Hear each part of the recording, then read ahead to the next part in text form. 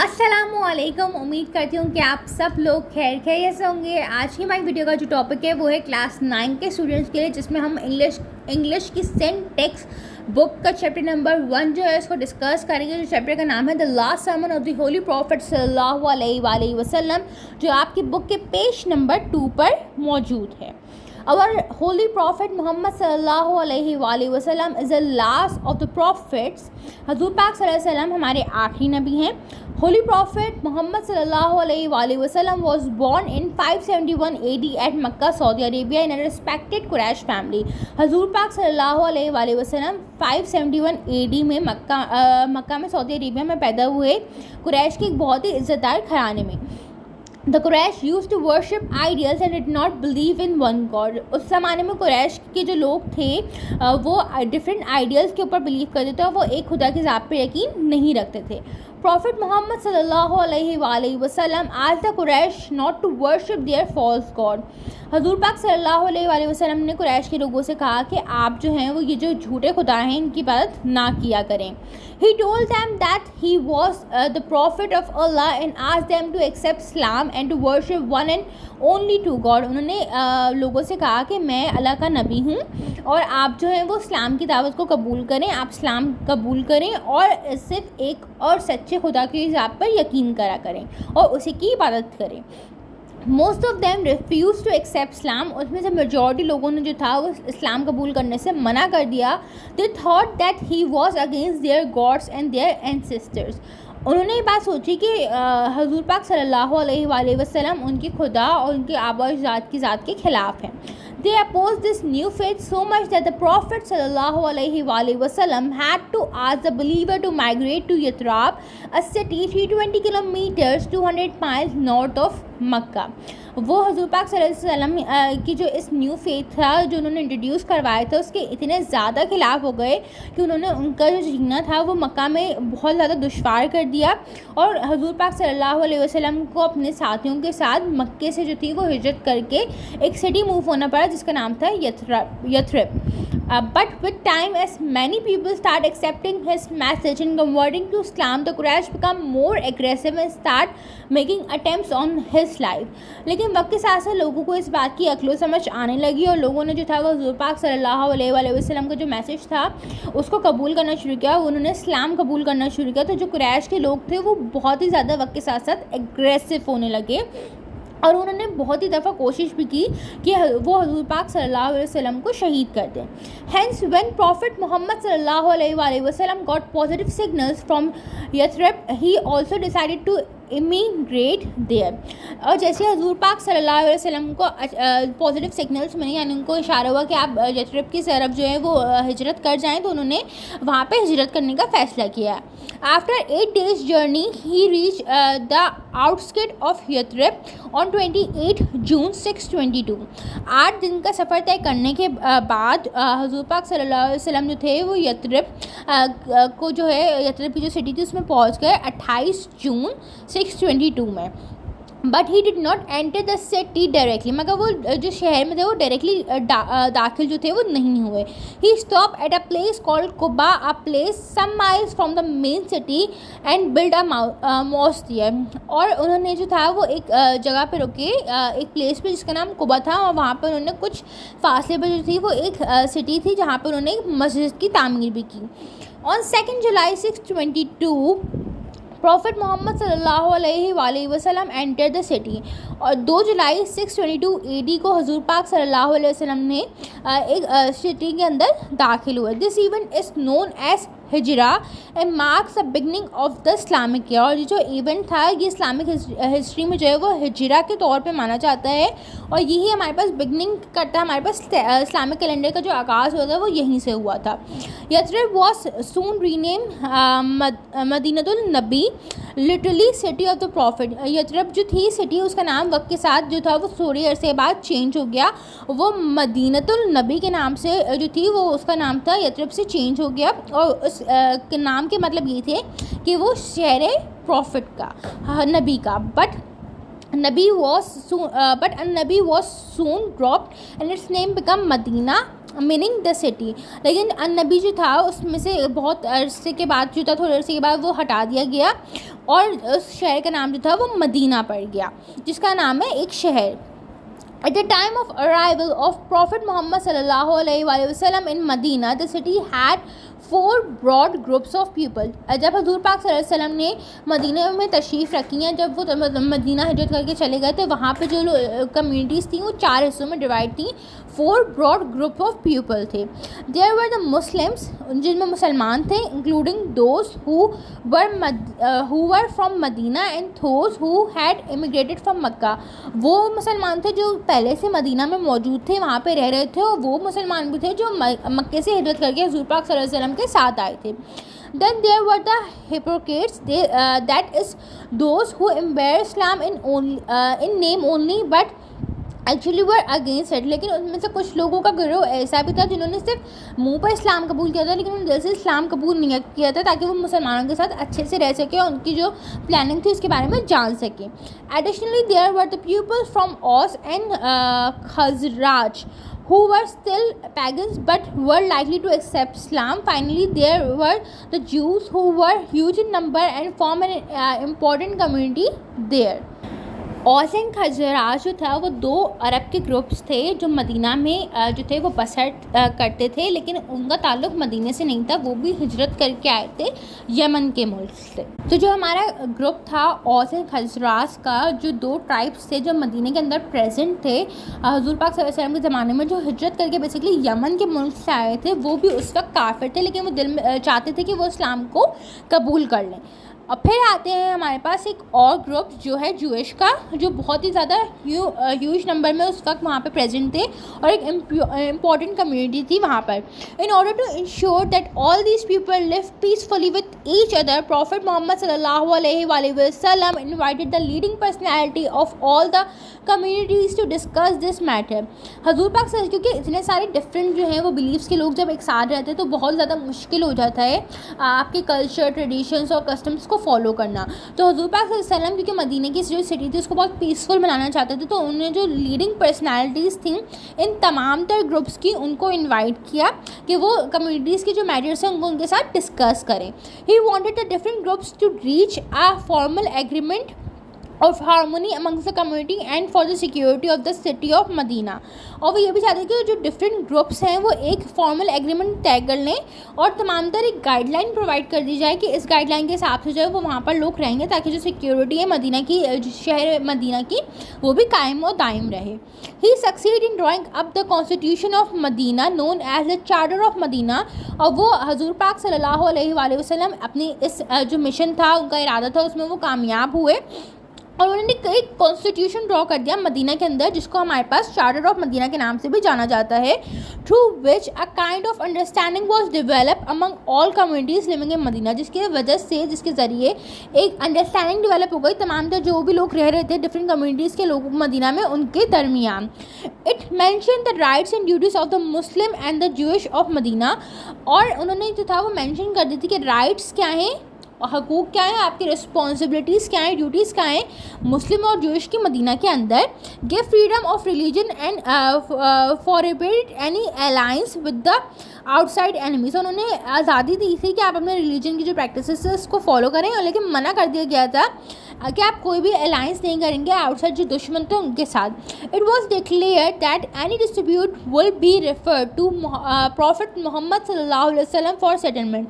और ये बात तय कर दी गई थी कि अगर कोई भी मसला होगा, कोई भी लड़ाई होगी, तो जो भी मामला है वो हजूर पाक सल्लल्लाहु अलैहि वसल्लम जो है वो सेटल डाउन करेंगे। In later years, he unified the different Arab tribes under Islam। और वक्त गुजरने के साथ साथ जो थे उन्होंने जो था वो एक जैसे यूनिफाइड कर दिया, उनको यूनिफाइड कर दिया। इट मीन्स कि वो सेम कॉज के लिए जो थे वो काम कर रहे थे।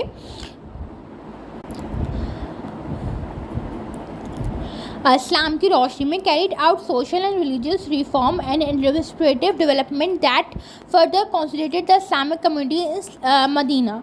और जो थे तमाम तरह लोगों को यूनिफाइड कर दिया, तो डिफरेंट अरब के जो ट्राइब्स मौजूद थे मदीना के शहर में अंडर इस्लाम जो हमारे पास जो है कैरी आउट करते थे सोशल एंड रिलीजियस रिफॉर्म्स को, एडमिनिस्ट्रेटिव डेवलपमेंट को, और उनकी जो फर्दर जो थी वो कॉन्सोलिडेटेड हो गए थे वो इस्लामिक कम्युनिटी मदीना के अंदर। In the year 10th AD, the Prophet sallallahu alaihi wasallam undertook his farewell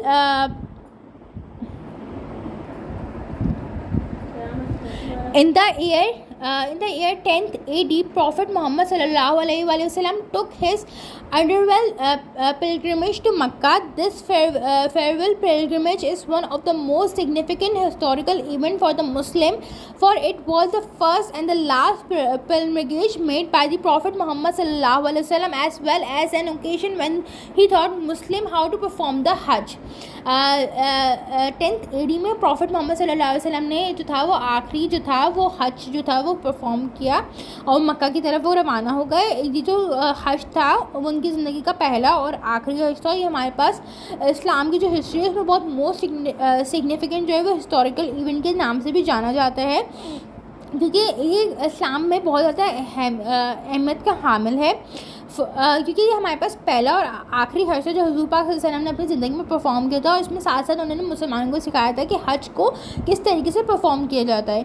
more over it was during his Hajj that he deliver his last sermon in the Uranah valley of mount Arafat on the 9th of Zulhaj 10th AD 6 March 632।